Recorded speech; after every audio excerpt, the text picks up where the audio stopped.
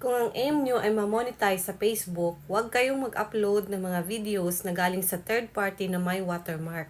So, ibig sabihin, makikita doon sa videos na galing siya kay third party like TikTok. So, ganito lang po gawin.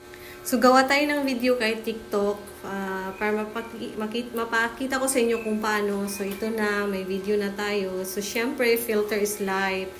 And then, iwasan nyo rin maglagay ng music kung gusto nyo pong ma-monetize agad yung nyo account. So, ito, may video na. And then, ang gagawin lang natin is ipopost natin kay TikTok. So, pag ipopost nyo po, pupunta kay gallery natin and then wala yung watermark.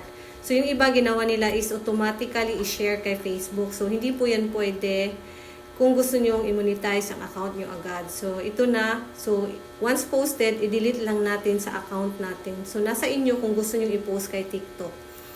So, i-check natin. So, nandito na, pumasok na kay gallery natin. So, wala tayong makikita ng watermarks from TikTok.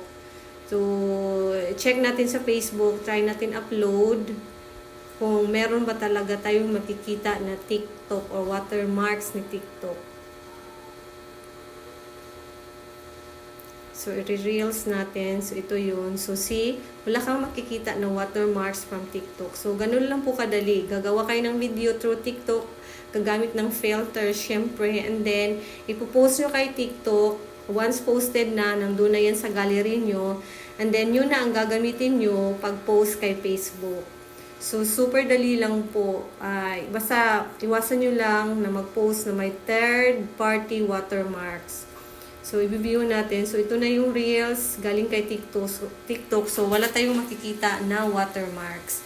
So, super dali lang po. Yan na po. So, wala siyang watermarks.